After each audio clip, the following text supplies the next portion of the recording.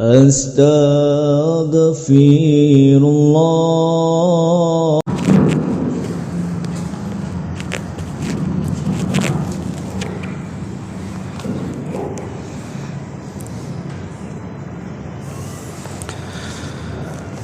Bismillahirrahmanirrahim.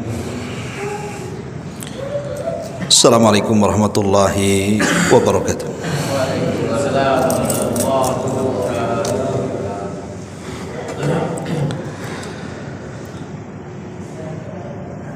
Alhamdulillah, wassalatu wassalamu ala rasulillah wa ala alihi wa sahbihi wa mawalah wa la hawla wa la quwata illa billahi wa ba'du.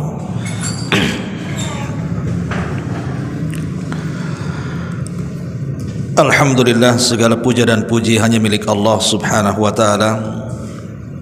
Salawat dan juga salam tentunya kita tetap curahkan kepada Nabi kita, Nabi besar Muhammad sallallahu alaihi wa ala alihi wasallam. Pembahasan di malam hari ini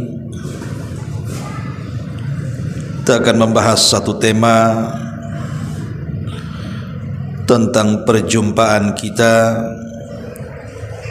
dengan Nabi sallallahu alaihi wasallam di surga.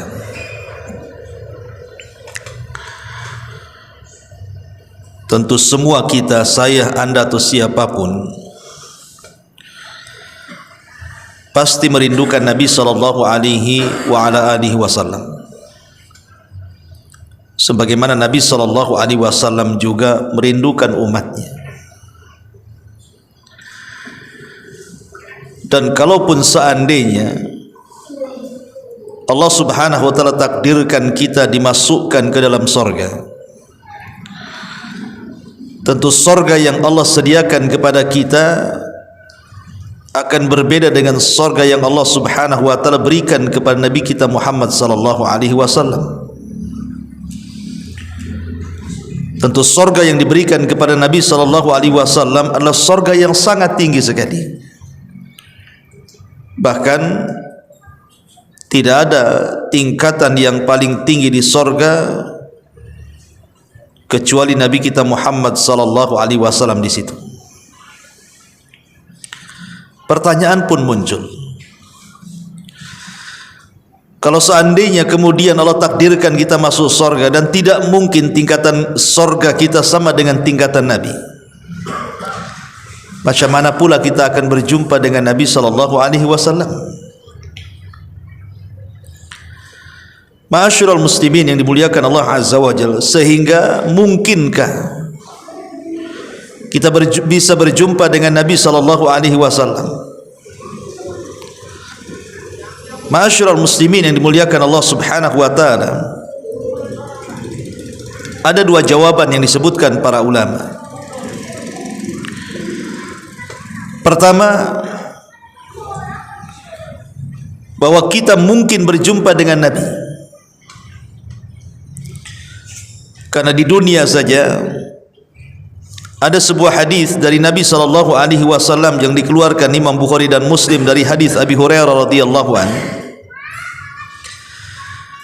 Kata Nabi sallallahu alaihi wasallam, "Man ra'ani fil manami faqad ra'ani haqqan. Fa inna syaitan la yatamathalu fi surati wa man kadzaba alayya muta'ammidan falyatabawa maq'adahu minan nar." Barang siapa yang melihatku dalam mimpi, maka sungguh ia telah melihatku secara benar. Karena sesungguhnya setan tidak bisa menyerupai bentukku. Maka barang siapa yang berdusta atas namaku secara sengaja, maka silahkan ambil tempat duduknya di neraka. Dalam riwayat yang lain, Nabi SAW mengatakan, "Man ra'ani fil manami fasayarani fil yaqadati wa la yatamathalu syaitanu bi Wa qala Abu Abdillah qala Ibn Sirin idza ra'ahu fi suratihi. Barang siapa yang melihatku dalam mimpiku, maka ia akan melihatku dalam keadaan terjaganya, dan setan tidak akan mampu menyerupaiku. Kemudian berkata Imam Ibn Sirin yang dinukilkan Imam Bukhari, apabila dia melihatnya dalam bentuk rupa yang sebenarnya. Sebagian para ulama mengatakan bahawa kalimat fasayarani fil yaqadati, barang siapa yang melihat Nabi SAW dalam mimpi, maka dia akan melihat Nabi SAW dalam kondisi terjaga. Salah satu penafsirannya para ulama, yang dimaksud akan berjumpa dengan Rasul secara terjaga adalah bahwa mimpi orang tersebut akan terbukti di akhirat, dan dia akan betul-betul melihat Nabi SAW. Ada juga yang mengatakan bahwa ia akan berjumpa dengan Nabi dengan pertemuan khusus di akhirat kelak, atau boleh jadi mungkin dia akan mendapatkan syafaat Nabi SAW. Berarti dari hadis ini memungkinkan kita berjumpa dengan Nabi di akhirat. Tetapi sebagai catatan, apakah orang yang berjumpa dengan Nabi SAW di dunia dalam mimpinya, bahwa orang tersebut adalah orang pilihan, sementara yang tidak melihat tidak atau bukan termasuk orang pilihan? Tentu tidak seperti itu.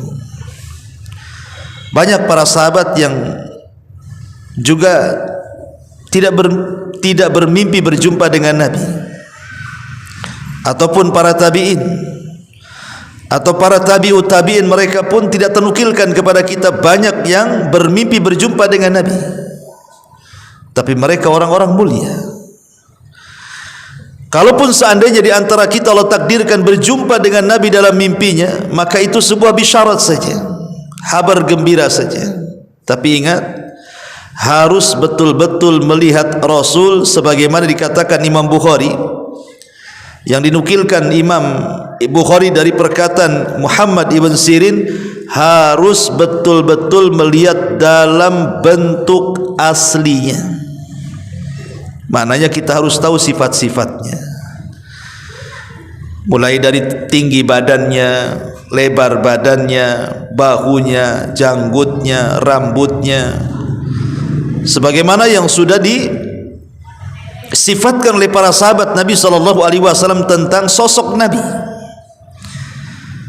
Jangan kemudian kita tidak pernah membaca sejarah Nabi seperti apa, rambutnya seperti apa, tingginya seperti apa, hidungnya, matanya, dan begitu seterusnya. Tiba-tiba kemudian dia bermimpi berjumpa dengan seseorang, ngaku pula berjumpa dengan Nabi. Nah, ini gimana ceritanya? Sifat-sifatnya aja tidak tahu.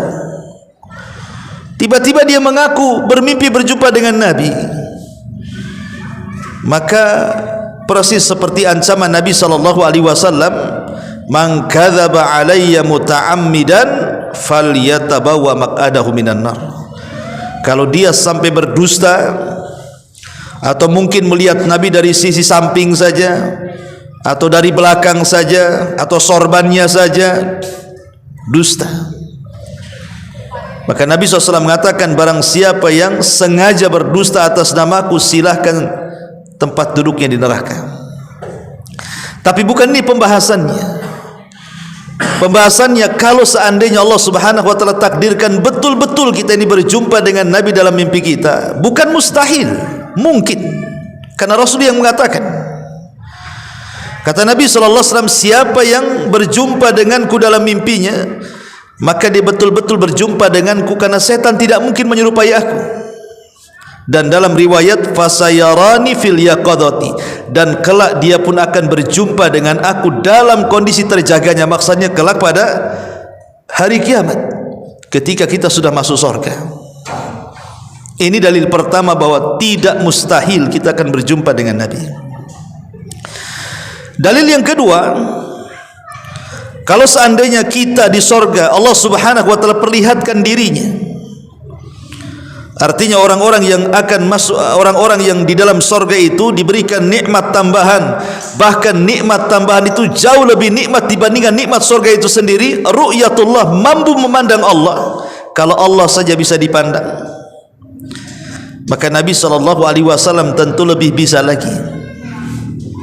Kalau kita bisa berjumpa dengan Allah, faman kana yarju liqa'a rabbih falyamal amalan salihan. Barang siapa yang ingin melakukan perjumpaan dengan Allah, maka silahkan beramal dengan amalan yang saleh. Wala yusyrik bi ibadati rabbih ahada, dan dia tidak melakukan kesyirikan dengan siapapun. Artinya berjumpa dengan Allah tidak mustahil, maka berjumpa dengan Nabi pun tidak mustahil. Ma'asyiral muslimin yang dimuliakan Allah Subhanahu wa taala, apalagi banyak dalil-dalil yang menunjukkan bahwa ada amalan-amalan yang dengan amalan itu kita bisa diperjumpakan dengan Nabi SAW, bisa menatap wajahnya, bisa bersentuhan dengan Rasul, bersalaman, memeluk, bercengkrama, dan begitu seterusnya. Dan itulah angan-angan setiap mukmin yang betul-betul mengamalkan imannya. Ma'asyiral muslimin yang dimuliakan Allah Azza wa Jalla, karena dahulu di masa Rasul ada Arab Badui. Ia sudah berjasa dengan Nabi SAW. Jadi ketika Rasul safar, Rasul itu singgah di satu rumah punya Arab Badui. Kemudian Arab Badui itu menjamu Nabi SAW sebagai tamu. Maka Nabi SAW mengatakan, karena engkau sudah berbuat baik kepadaku, menjamu aku dalam perjalananku, datanglah satu waktu ke kota Madinah, aku akan balas kebaikan. Betul, satu hari si Arab Badui ini kemudian datang ke kota Madinah mencari Nabi SAW. Kemudian setelah berjumpa dengan Rasul, Rasul itu tidak pernah melupakan kebaikan orang. Beda dengan kita, kadang-kadang kebaikan orang itu kita tidak menghargai, tapi Rasul itu tidak pernah melupakan kebaikan orang. Disambutlah si Badui itu, kemudian ya layaknya tamu dikasih makanan, dikasih hidangan yang lezat, kemudian sudah dipersiapkan hadiah. Kemudian Nabi SAW mengatakan kepada Arab Badui ini, wahai fulan,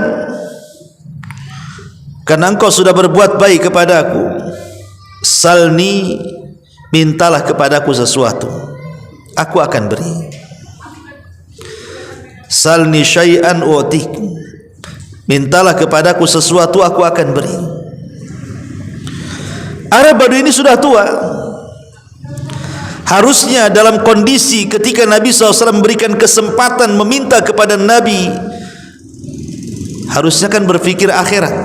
Ini mumpung dekat-dekat Nabi, saya akan meminta kepada Rasul, ya Rasul masukkan aku ke sorga, ya Rasul tolonglah mintakan kepada Allah supaya Allah mengampuni dosa-dosa aku. Kan harusnya kan begitu. Kan ini kesempatan kapan lagi berjumpa dengan Nabi. Rupanya si Badui ini lain pula yang diminta. Dia mengatakan, ya Rasulullah, uridu dabatan arkubu biha, aku hanya ingin ya semacam unta biar aku kemana-mana tak jalan kaki. Kemudian kata Nabi SAW, minta lagi, apa lagi? Dia mengatakan, wa kalban yahrusu ghanami, kalau ada anjing-anjing lah katanya, supaya bisa menjaga kambing-kambingku. Mungkin serigala begitu. Kemudian kata Nabi SAW, apa lagi? Dia mengatakan, au khadiman yakhdumu ahli, atau kalau memang ada budak sebagai pembantu, kasihlah saya budak sebagai pembantu katanya, biar saya tak capek ada pembantu. Lihat, dia hanya menjamu Nabi, karena Rasul ketika safar kehabisan bekal, kemudian dijamu di rumahnya. Kemudian Nabi SAW ingin berbuat baik, membalas kebaikannya, tapi lihat permintaannya. Ibaratnya begini, Ana singgah di rumah antum. Antum kasih makanan saya. Besok antum ke rumah ya, kata ana. Datanglah antum ke rumah ana. Karena antum sudah berbuat baik, kemarin sudah kasih makan. Kira-kira apa nih hadiah yang harus saya kasih? Gini aja Ustaz, saya minta itu senianya untuk saya. Semuanya kan. Atau tolonglah sewakan pembantu lah biar saya tak capek. Enggak balance kan itu kan. Oke lah kalau seandainya pun sesuai gitu ya. Tetapi Nabi SAW ingin mengajarkan kepada Badui ini. Kata Nabi SAW, lemahkah engkau wahai fulan seperti yang diminta seorang yang sudah tua di zaman Bani Israel. Sahabat yang mendengar ketika itu mengatakan, ya Rasul, apa yang maksud anda itu orang tua di zaman Bani Israel? Kemudian Nabi bercerita panjang sekali soal kisahnya Nabi Musa yang tersasar di sebuah jalan, tidak bisa keluar karena dia harus membawa jasadnya Nabi Yusuf. Karena pesannya Nabi Yusuf, dia ingin dikubur tidak di Mesir tapi di Palestina. Akhirnya orang-orang mengingatkan, wahai Musa, kenapa kita tersesat? Karena kita tidak membawa jasadnya Nabi Yusuf. Nabi Musa mengatakan, di mana kuburannya? Ayo kita gali dan kita ambil jasadnya, kita pindahkan. Maka orang-orang mengatakan, tidak ada yang tahu kecuali orang tua dari orang tua Bani Israel. Ada satu orang tua, itu dia tahu kuburannya tuh. Akhirnya kemudian Nabi Musa mengatakan, bisa enggak kau tunjukkan di mana kuburan Yusuf? Kata orang tua ini, oh tidak bisa, ada imbalannya. Kata Nabi Musa, apa imbalannya? Dia mengatakan, jadikan aku temanmu di sorga. Kalau engkau kabulkan, aku tunjukkan kuburannya. Hanya ngasih tahu di mana kuburannya. Bayangkan, minta dijadikan teman Nabi Musa di sorga lagi gitu kan. Luar biasa tuh kan. Ya. Maka Rasul mengatakan kepada orang tua Badui itu, tidakkah kau teringat dengan orang tua Bani Israel? Kenapa kau tak minta sorga? Gitu maksudnya. Jadi ada orang-orang di dunia ini tidak peduli, tidak peduli dengan agamanya, tidak peduli dengan nabinya, tidak ingin berjumpa dengan nabinya. Bukti tidak mau berjumpa dengan nabinya, mereka tidak peduli dengan syariat Nabi SAW, tidak peduli dengan solat, tidak peduli dengan puasa, tidak peduli dengan Quran, majlis ta'lim, pokoknya enggak peduli sama sekali, cuek aja dia. Tapi ngaku umat Nabi, KTP-nya Islam pula, kalau dikafir-kafirkan marah pula dia. Ma'asyiral muslimin yang dimuliakan Allah Subhanahu wa taala, maka malam ini kita akan fokus ada 9 perkara atau 9 amalan yang dengan 9 amalan ini memungkinkan kita berjumpa dengan Nabi sallallahu alaihi wasallam. Apa saja 9 amalan itu? Yang pertama, al-mar'u ala man ahab. Bahwa seseorang itu tergantung kepada siapa yang dicintainya. Ketika seseorang kemudian mencintai Nabi sallallahu alaihi wasallam, maka Nabi SAW menjanjikan kepada kita, kepada setiap orang yang mencintainya, akan bersamanya di sorga. Anas ibn Malik radhiyallahu an satu hari bercerita, jadi ada seseorang Badui datang kepada Nabi SAW dan berkata, ya Rasulullah, mata sa'ah Rasul, kira-kira kapan kiamat? Maka Nabi SAW mengatakan, wa ma'adatta laha. Kau tanya kiamat, emang apa yang kau siapkan? Apakah engkau bertanya soal kiamat untuk melihat bagaimana gunung dihancurkan, langit digulung, kemudian bintang dijatuh-jatuhkan, atau ingin melihat apa? Apa yang kau siapkan, kata Rasul? Maka dia mengatakan, la syai'a ya Rasul, tidak ada wahai Rasul. akan tetapi walakinni uhibbullaha war rasul, modalku cuma satu, aku ini cinta dengan Allah dan Rasulnya. Maka Nabi SAW mengatakan, anta ma'aman ahbabta, kalau benar ucapanmu maka engkau akan bersama orang yang kau cintai. Kalau benar ucapanmu maka engkau akan bersama orang yang kau cintai. Ma'asyiral muslimin yang dimuliakan Allah Subhanahu wa taala, Al-Hafidz Ibnu Hajar Al-Asqalani rahimahullahu taala, ketika dia menjelaskan tentang hakikat kecintaan seseorang kepada Nabi, beliau mengatakan bahwa ada 4 perkara kalau ada pada diri kita, ketahuilah bahwa kita ini betul-betul mencintai Nabi. Tapi kalau tidak ada 4 perkara ini pada diri kita, atau salah satunya hilang dari 4 perkara itu, maka Anda belum mencintai Nabi. Yang pertama, faqdu ru'yatihi yakunu ashadda alaihi min faqdi ayyi syai'in akhar fid dunya. Kehilangan, tidak sanggup melihat Nabi, karena memang kita tidak hidup di zamannya. Yang melihat Nabi yang hidup di zaman lah para sahabat, kan begitu. Tetapi kita merasa bahwa kita kehilangan dengan Nabi SAW dan kita tidak bisa melihatnya. Perasaan, keinginan kita ingin melihat Rasul dan kita tidak bisa melihat Rasul, itu asyadda alaihi, sangat mengganggu dia, min faqdi ayyi syai'in akhar fid dunya, dibandingkan dengan kehilangan yang lainnya yang ada di dunia ini. Dengan tidak bisanya kita memandang Rasul, itu lebih kehilangan dibandingkan satu dunia ini hilang dari diri kita. Ada enggak perasaan seperti ini? Ataukah justru terbalik? Hilang dompet lebih dipikir dibandingkan tidak bisa melihat Nabi. Kadang-kadang seperti itu. Kemudian yang kedua, kata beliau, yatamanna huduru hayatihi sallallahu alaihi wasallam kai yubadzilu nafsahu wa malahu duna. Berangan-angan kalau dia hidup di masa Nabi, supaya dia bisa memberikan seluruh daya dan kekuatan waktunya, harta dan jiwanya untuk memperjuangkan Nabi. Terpikir enggak oleh kita, seandainya kita hidup di zaman Rasul, kita akan habiskan waktu kita, tenaga kita, biaya kita, uang kita, jiwa kita, keluarga kita untuk Nabi? Ataukah kita tidak terpikir ke sana?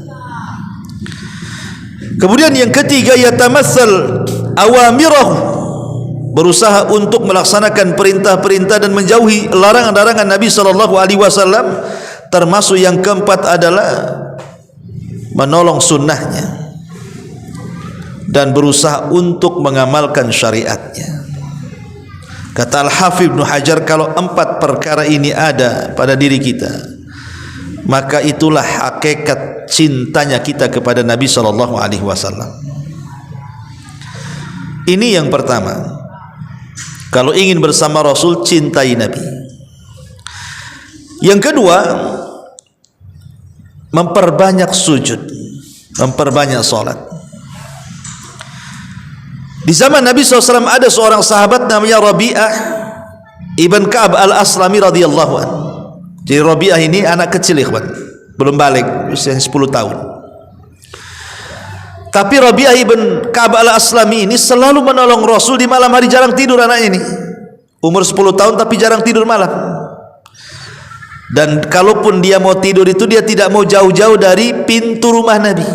Khawatir Rasul itu bangun malam, perlu air, perlu sendal, perlu siwak, perlu apalah yang diperlukan Nabi, sehingga dia tidak jauh-jauh dicari Nabi. Jadi tiap malam itu senantiasa siaga 1. untuk membantu Nabi SAW. Ini namanya Rabi'ah ibn Ka'ab al-Aslami, ini masih kecil ya. Jadi Nabi SAW itu kan penyayang. Akhirnya satu pagi dia memanggil Rabi'ah ini dan mengatakan, ya Rabi'ah, salli syai'an, wahai Rabi'ah, mintalah kepadaku sesuatu, kau sudah baik, banyak membantu kehidupanku. Maka Rabi'ah mengatakan, ya Rasulullah, saya hanya ingin menjadi temanmu di sorga.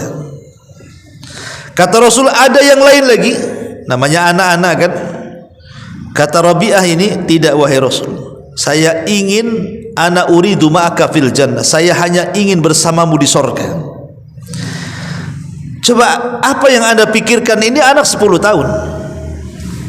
Anak 10 tahun. Tahu apa anak 10 tahun hari ini?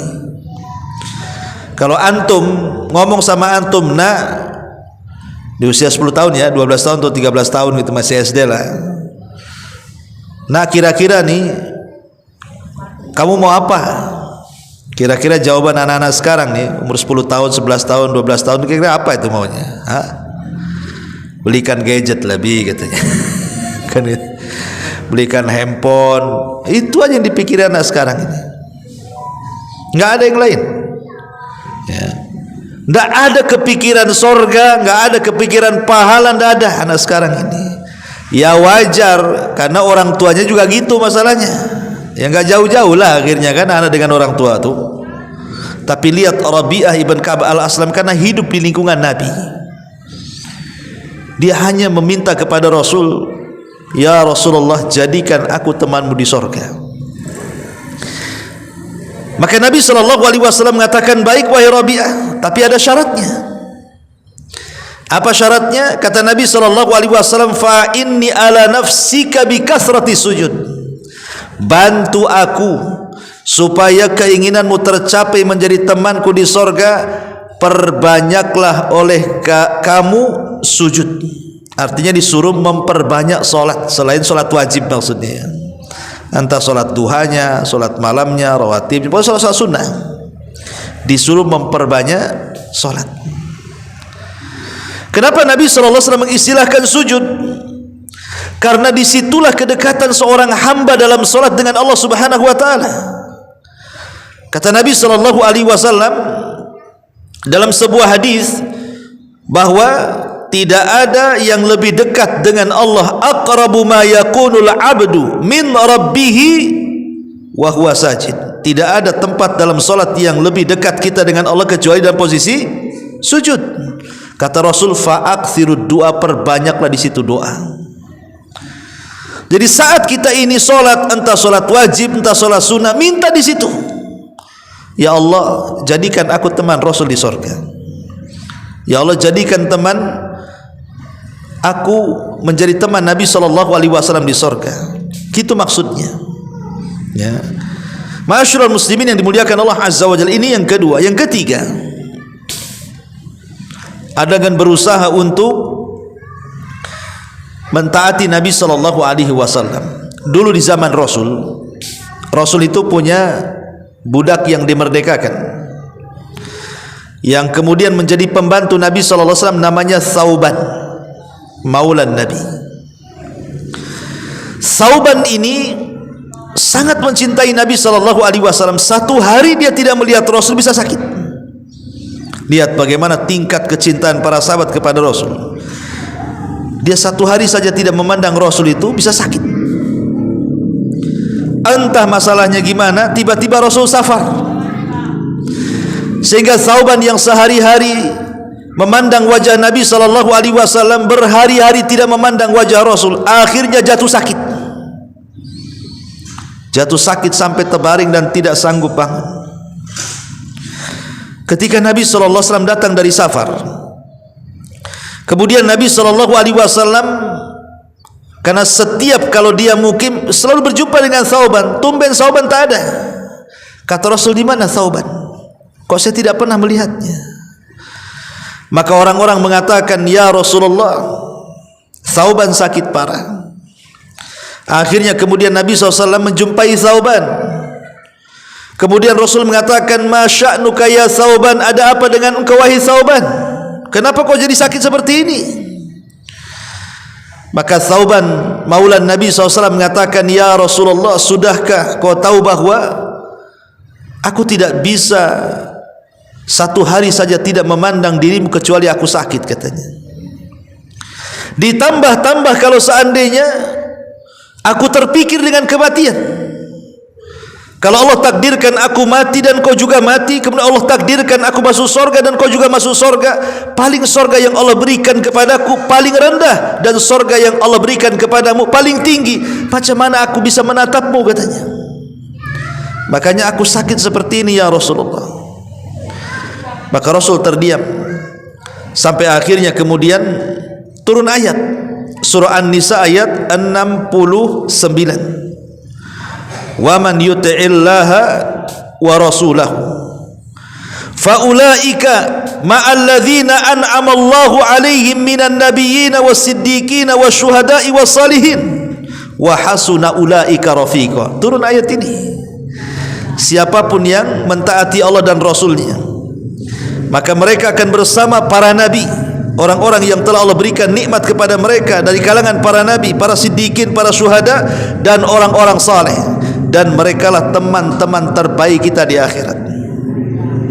Artinya, dengan kita terus mentaati Allah dan Rasulnya, menjalankan perintah, menjauhi larangan, menikmati yang dihalalkan, menjauhkan yang diharamkan, maka kalau kita bisa istiqomah di situ, maka ini janji janji Allah dalam Al-Quran surah An-Nisa 69, kita akan ditemankan dengan mereka, para nabi, para siddiqin, para syuhada, dan orang-orang saleh. Ini yang ketiga. Ma'asyiral muslimin yang dimuliakan Allah Subhanahu wa taala, masalahnya yang ketiga ini memang agak berat. Rasul pernah mengatakan, "Kullu ummati yadkhulunal jannah." Setiap umatku pasti masuk surga, kan? Illa man aba, kecuali orang yang tidak mau masuk surga saja. Sahabat heran, masa ada orang enggak mau masuk surga? Kata Rasul, "Ya, man ata'ani dakhalal jannah wa man asani faqad aba." Siapapun yang taat denganku dia masuk surga, siapapun yang bermaksiat kepadaku dia tidak akan masuk surga. Itulah orang yang enggan masuk surga. Kalau seandainya kita tanya kepada kaum muslimin, mau tidak kalian berjumpa dengan Nabi SAW? Pasti jawabannya mau. Kalau dia betul-betul seorang muslim. Tapi pertanyaannya, kalau memang betul-betul ingin berjumpa dengan Nabi SAW, ajak orang ini sholat, mau enggak? Ajak orang ini ngaji, mau enggak? Ajak orang ini menjalankan sunnah Rasul, mau tidak? Ajak orang ini menjalankan syariat Nabi, mau atau tidak? Kalau itu semua tidak dijalankan, macam mana akan berjumpa dengan Nabi? Sementara syarat berjumpa dengan Nabi dan kita akan menjadi bersua dengan Rasul, menatap Rasul, syaratnya salah satunya adalah dengan cara ketaatan kita kepada Allah dan Rasulnya. Ini yang nomor 3. Yang nomor 4 sekarang, husnul akhlak. Berusaha untuk memperbaiki akhlak. Nabi SAW mengatakan dalam hadis Jabir radhiyallahu an, "Inna min ahabbikum ilayya wa aqrabukum minni majlisan yaumal qiyamah ahasinukum akhlaqah." Sesungguhnya manusia yang paling aku cintai, kata Rasul, dan yang paling dekat tempat duduknya pada hari kiamat adalah orang-orang yang baik akhlaknya. Para ulama mengatakan, apa sih baik akhlak itu? Baik akhlak itu terangkum dalam 3 kata. Akhlak itu terangkum dari 3 kata. Talaqatul wajhi wa badlul ma'rufi wa kafful adai. Akhlak itu 1, talaqatul wajhi, wajahnya selalu senyum, nampak di wajahnya jarang melotot, jarang marah, sering senyum, kata-katanya santun gitu ya. Nah, itu berarti berakhlak wajahnya nih. Tapi kalau baru ngomong udah melotot, ya kan? Baru ngomong sudah nyentak orang, yang keluar pun bahasa binatang, nggak ada akhlak tuh wajahnya tuh. Ya. Talaqatul wajhi. Yang kedua, badlul ma'ruf, berusaha untuk mengerahkan tenaga membantu saudaranya. Kalau punya uang bantu dengan uang, kalau punya tenaga bantu dengan tenaga, kalau punya waktu bantu dengan waktu, bantu dengan doa, semuanya bantu. Ya. Ataupun yang ketiga, kaful adha, berusaha untuk tidak menyakiti orang lain atau sabar dari kejahatan orang lain. Tidak menyakiti orang dan sabar juga kalau disakiti. Itulah akhlak katanya ulama. Dan ini definisi yang disebutkan oleh Al-Imam Mubarak rahimahullahu ta'ala. Abu Hurairah radhiyallahu anhu pernah ditanya soal akhlak ini. Wahai Abu Hurairah, akhlak baik itu apa? Maka Abu Hurairah mengatakan, tasilu man qata'ak wa ta'fu amman dolamak wa tu'ti amman haramak. Kata Abu Hurairah, akhlak yang baik itu engkau menghubungkan silaturahim kepada orang yang memutus silaturahim, engkau memaafkan kepada orang yang menzalimi engkau, dan engkau memberi kepada orang yang pelit dengan engkau. Nah, tiga perkara kata Abu Hurairah. Akhlak itu kita menyambung kepada orang yang memotong silaturahim, kita memaafkan kepada orang yang menzalimi kita, dan kita memberi kepada orang yang bakhil dengan kita. Kalau kita kan tidak, ngapain saya kasih dia aja nggak kasih saya kok. Itu kan kita itu. Berarti akhlaknya belum ada kan itu ya. Kalau tengok definisinya Abu Hurairah kan gitu. Ayolah kita ke sana. Ngapain dia aja nggak pernah ke sini. Kan gitu bahasa kita kan. Tolonglah bantu dia. Ngapain bantu dia? Dia aja nggak pernah bantu saya kan. Akhlak itu tidak seperti itu. Makanya kata Abu Hurairah, kita berusaha untuk menyambung kalau dia memutus, berusaha untuk memaafkan kalau dia zalim, berusaha untuk memberi kalau dia bakhil. Nah, gitu ya kata Abu Hurairah. Itulah akhlak katanya. Ma'asyiral muslimin yang dimuliakan Allah Azza wa Jalla, termasuk juga Aisyah radhiyallahu anha ketika mengkisahkan tentang bagaimana akhlaknya Nabi. Apa kata Aisyah radhiyallahu anha? Dia mengatakan, maka na ahadun ahsan khuluqan min Rasulillah. Tidak ada manusia yang lebih baik akhlaknya dibandingkan Rasulullah. Ma da'ahu ahadun min ashabihi wala min ahli baiti illa qala labbaik. Tidak ada satupun yang mengundang Nabi dari sahabat-sahabatnya, entah yang miskin, entah yang kaya, entah pejabat, entah rakyat, entah orang biasa, pokoknya siapapun yang undang Nabi, entah orang luar, entah keluarganya sendiri, Rasul mengatakan labbaik, siap, saya akan penuhi panggilanmu. Maka dari sini turun ayat, wa innaka la'ala khuluqin azim, dan engkau wahai Muhammad di atas akhlak yang paling tinggi. Nah, coba antum undang pejabat ke rumah antum, mau enggak? Kan nih Nabi nih, ya enggak usah pejabat lah, PRT lah. Saja makan di rumah, mau enggak kan? Ya, tempe tahu jadilah kan itu.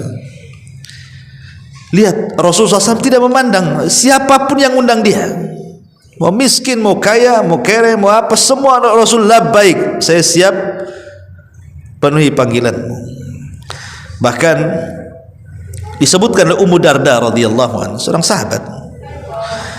Jadi qama Abu Darda lailatan yusalli.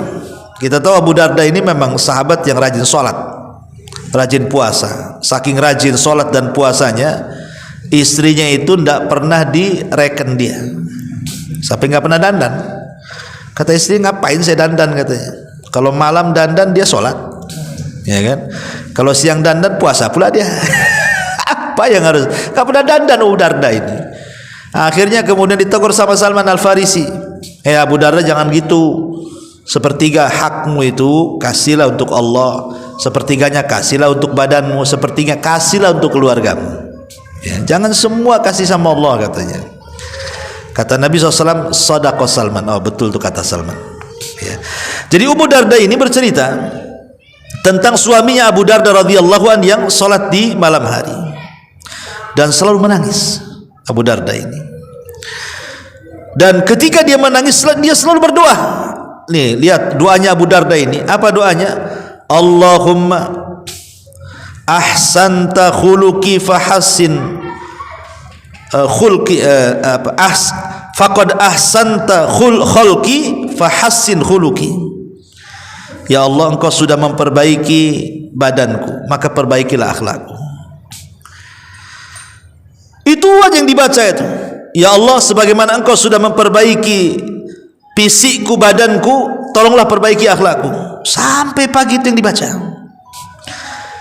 Jadi istrinya ini, Ummu Darda ini mengatakan kepada Abu Darda, ya Abu Darda, kenapa kau asih itu aja diulang-ulang doamu? Apa enggak ada doa lain? Ya.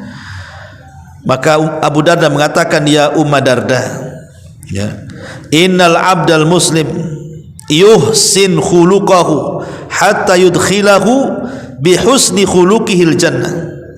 Wahai Ummu Darda, kalau seorang muslim itu dia baik akhlaknya, akhlaknya itulah yang mengantarkan dia ke surga. Tapi sebaliknya, jika seorang muslim itu buruk akhlaknya itu yang mengantarkan dia ke neraka. Makanya saya minta kepada Allah untuk diperbaiki akhlak, kata Abu Darda.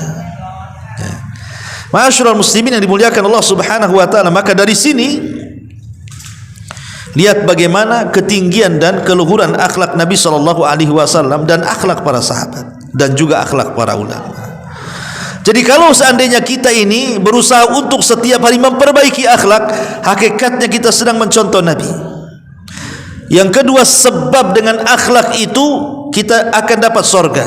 Kemudian yang ketiga, akhlak itu bisa memberatkan timbangan. Kemudian yang keempat, justru kesempurnaan iman itu ada di akhlak. Kemudian juga kedekatan kita dengan Rasul pada hari kiamat adalah dengan akhlak. Kalau kita ingin berjumpa dengan Rasul, maka carilah akhlak yang baik. Ini yang keempat. Yang kelima, kafalatu al-yatim. Kalau ingin bersua dengan Rasul, bersanding dengan Rasul, berjumpa dengan Rasul, menatap Rasul, memeluk Rasul, apakah ini berlaku juga dengan perempuan? Apa hanya laki-laki saja? Ya tentu berjumpa dengan Rasul ya, perempuan juga berjumpa. Tapi apakah kemudian perempuan boleh menjabat tangan Nabi, memeluk Nabi kayak kita laki-laki? Ya wallahu alam, ini kan perkara gaib. Tapi yang jelas di dunia saja Rasul tidak pernah bersalaman dengan perempuan. Ya, Rasul kalau membaiat wanita tidak pernah menyentuh kulit wanita, karena Rasul mengatakan menyentuh kulit yang bukan mahram sama dengan lebih dahsyat dibandingkan meletakkan paku di atas kepala, kan begitu. Tapi ini kan perkara gaib, wallahu alam. Tapi yang jelas bahwa semua akan berjumpa dengan Rasul, laki-laki mau perempuan. Tapi urusan salaman atau tidak, pelukan atau tidak, itu wallahu alam. Tapi kalau laki-laki ya mungkin. Kalau perempuan ya ilmunya di sisi Allah Subhanahu wa taala. Nah, salah satunya yang kelima adalah kafalatul yatim. Berusaha untuk mengkafil anak yatim, sebagaimana Rasul mengatakan, ana wa kafilul yatim fil jannati kahataini. Saya dan para pengkafil anak yatim itu seperti ini di surga. Rasul menegakkan jari tengah dan syababah, telunjuk, kemudian merapatkan seperti ini. Ya. Tentu maksudnya mengkafil anak yatim itu bukan mengkafil sedekah setahun sekali, bukan. Kan ada orang kalau datang Ramadan, ayo datang, kita mau ngasih santunan anak yatim. Itu bukan kafil, itu sedekah namanya. Kafil yatim itu artinya kita ambil anak yatim yang masih bayi, kemudian kita besarkan sampai dia balik. Ya. Atau lebih bagusnya antum selamatkan ibunya juga. Antum cari janda yang punya anak bayi, nikahi jandanya. Itu namanya satu gayung 3, 4, 50 terlampaui itu. Anak-anaknya ikut antum semua tuh, kan gitu ya. Ya, nggak bisa Ustaz, istri saya tak ngizinkan. Ya udah nggak usah, kalau nggak ngizinkan, ambil anaknya saja. Ya, ambil anaknya. Oh Ustaz, ibunya tak mau anaknya diambil, nggak usah maksa. Nggak, tetap anakmu nggak apa-apa. Kamu kan ibunya, nggak apa-apa, anakmu sama kamu. Tapi sayang danai dia. Susunya berapa 1 bulan? Pakaiannya, pampasnya. Nanti sampai balik, pokoknya nggak boleh ada uang orang lain. Itu uang saya sampai dia besar. Itu namanya kafil. Sampai dia balik. Itulah kafil namanya. Lah orang-orang yang seperti ini dekat dengan Nabi SAW, karena Rasul itu kan juga anak yatim. Bahkan Rasul itu seyatim-yatimnya anak yatim, karena ketika dia lahir ayahnya sudah meninggal. Makanya Allah mengatakan wa wajadaka fawajadaka yatiman fa'awa, wajadaka yatiman fa'awa. Dan Allah mendapati engkau wahai Muhammad yatim, tapi yatim kamu berbeda dengan yatim yang lainnya. Fa'awa, aku yang menjaganya, kata Allah. Makanya Rasul karena pernah yatim, Allah tegur, fa'ammal yatima fala takhar. Adapun kalau kau jumpa dengan anak yatim, jangan kau hardik. Sama anak yatim harus lembut, usap kepalanya, antum akan mendapatkan pahala sebanyak rambut yang di kepalanya. Usap kepalanya, ya, sering mengusap lebih banyak lagi. Tapi kalau diusap terus kan tidak mau, kesulitan kasih amplop. Kalau dikasih duit mau dia kan, ya. Jadi, dan itu bisa melembutkan hati kita, ya. Maka ini yang keenam juga, yang kelima kafalatul yatim. Yang keenam, kalau kita diuji oleh Allah dengan diberikan anak perempuan, karena begini, ikhwatul fillah, muliakan Allah azza wajalla, merawat anak perempuan dengan anak laki-laki itu berbeda. Karena laki-laki sih kadang-kadang kita selaku bapak ini nggak terlalu riskan sekali kan, pergi pagi sore ya paling kita tanya, oh dari mana kan itu. Tapi kalau anak perempuan hilang dari pagi sampai sore, was-was tuh orang tua tuh, mana nih anak ini. Sampai dulu ada kisah tuh. Jadi saya didatangi orang besar, betato, ya mungkin mantan preman tuh, tak tahu juga lah. Tuh nangis dia, mau badan gede nangis, ya kan. Jadi saya bilang, ada apa Pak? Tenang Pak, tenang. Kira gini Ustaz, bisa bantu saya enggak, katanya. Jadi kenapa Pak? Ceritakan. Jadi anak gadisnya ini baru dipesantrenkan di Medan, baru 2 tahun, ya. Bapaknya senang, tapi ibunya kadang, namanya orang tua ya, istrinya atau ibu anak itu, karena anaknya itu anak perempuan satu-satunya, yang lain laki-laki, jadi rindunya nggak bisa ditahankan. Jadi ngerayulah suaminya, tolonglah, udahlah cukup 2 tahun di Medan, bawa aja ke Batam, biar di rumah saja, sekolah, cari sekolah di sini. Ya karena suaminya kalah dengan istrinya, pulang akhirnya anaknya 2 minggu hilang. Anak itu cari-cari ke sana kemari. Rupanya anak itu dia ngekos di atas warung Padang tuh, cerita dia. Dan sudah nggak pakai jilbab, betato, bejinti sana sini. Rupanya ikut anak pang. Ya kan? 2 tahun bisa dirusak dengan 2 minggu. Nah ini kejadian ikhwan, kan? Karena makanya kita ini yang kalau punya anak perempuan baru terasa kita ini. Makanya kenapa kalau kita betul-betul mentarbiyah anak perempuan, kita betul-betul kita jaga, kita tarbiyah, pahalanya beda dengan anak laki-laki. Kata Nabi SAW, man ala jariyataini hatta tablugha ja'a yaumal qiyamah ana wa huwa wa dhamma asabi'ahu, kata Rasul. Barang siapa yang mendidik dan merawat 2 anak perempuan hingga dia dewasa, dia rawat dengan baik anak itu sampai dia dewasa, sampai dia kawin, maka ia akan datang pada hari kiamat bersamaku, kata Nabi SAW. Luar biasa, ya. Makanya kalau punya anak perempuan, nah jaga baik-baik. Ini pahalanya besar, akan bersama Nabi SAW di surga. Ini yang ke-6. Kemudian yang ke-7 adalah orang yang tidak pernah berjumpa dengan Rasul. Seperti kita kan gak pernah berjumpa dengan Rasul, tapi kita yakin dengan Nabi. Kalau ditanya siapa Nabi Muhammad, dengan yakin. Dan kalau ada yang kemudian berusaha untuk istihza, mengolok-olok Nabi, kita marah.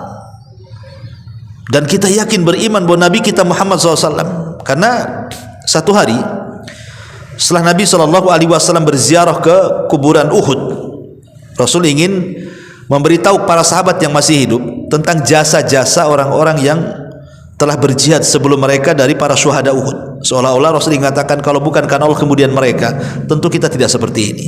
Rasul tidak pernah melupakan jasa orang kan. Dibawalah ziarah ke kuburan Uhud.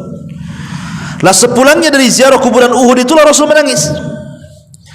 Kemudian para sahabat pun ikut menangis dan mengatakan, wa mayubkika ya Rasulullah, apa yang membuat anda menangis wahai Rasul?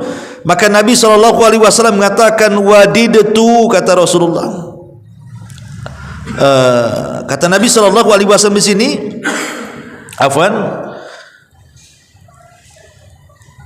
wadidtu anni qad ra'aitu ikhwanuna.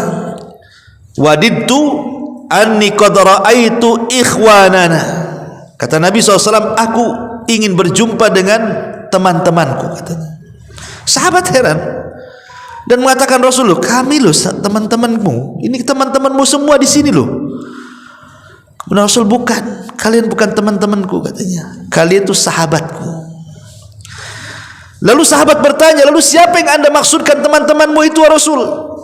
Maka Nabi SAW mengatakan, yang dimaksud teman-temanku adalah kaumun, kata Rasul, sebuah kaum, lam ya'tu ba'd, yang belum datang, nanti datangnya. Ini ngomong di hadapan para sahabat, ya. Tetapi wahum yu'minu nabi, mereka mau beriman denganku, katanya. Siapa mereka? Ya kita ini, ya. Tidak pernah berjumpa dengan Rasul, tetapi sangat yakin dengan Rasul, beriman dengan Nabi SAW.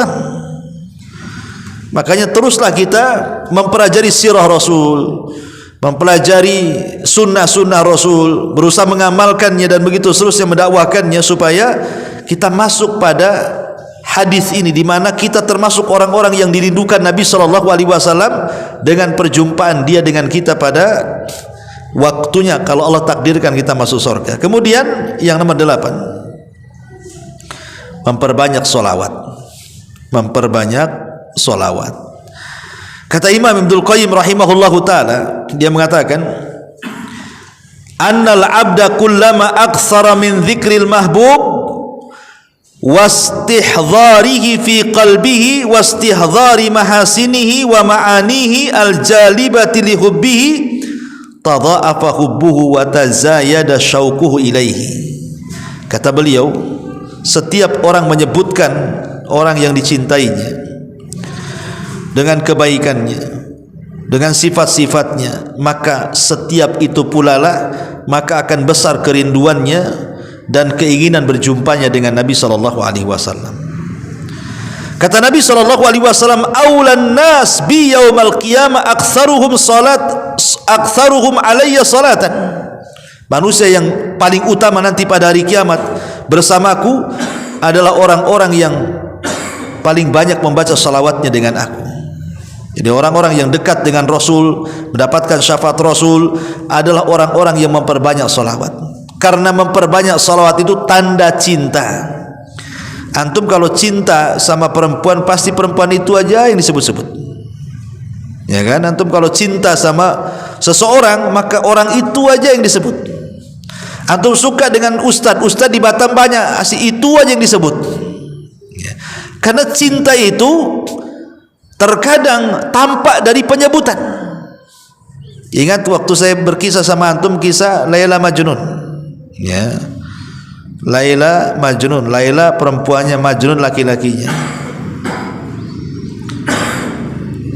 Ini dipisahkan, si Laila Majnun ini tidak direstui sama orang tuanya. Akhirnya kemudian si Majnun ini masuk ke hutan. Dia terpikirlah itu si Laila terus. Lapar dia, ambil busur panah, dikejarnya kijang, kemudian disambar dengan panahnya, kena kakinya, kemudian tumbanglah kijang itu. Langsung diambil pisaunya, pas mau disembeli ditengokin matanya, kok matanya sama dengan Laila, katanya. Akhirnya dilepas kijangnya, gara-gara matanya sama dengan Laila, maka disebut Majnun, gila. Itulah cinta, ya kan? Nah, dilepas, lagi lapar tuh, kan? Maka disebut Laila Majnun, ya. Artinya bahwa orang yang mencintai sesuatu itu pasti akan disebut-sebut sesuatu yang dicintai itu. Artinya kalau kita merasa cinta dengan Rasul, maka menyebut-nyebutlah nama Rasul dengan cara apa? Memperbanyak salawat. Belum lagi salawat ini kalau kita panjatkan satu kali saja, kita mengatakan Allahumma sholli ala Muhammad, maka Allah akan berikan 10 salawat kepada kita. Apa maknanya? Dan apa makna salawat itu? Makna salawat itu kita mengatakan, ya Allah, pujilah Nabi kita di langit sana, di hadapan malaikat Jibril, Mikail, Israfil dan semua malaikat yang di langit. Itu makna salawat tuh. Jadi kalau kita katakan Allahumma sholli ala Muhammad, kita mengatakan, ya Allah, pujilah Nabi kita Muhammad di depan makhlukmu di atas sana. Nanti Allah subhanahu wa ta'ala akan beri 10 pujian kepada kita.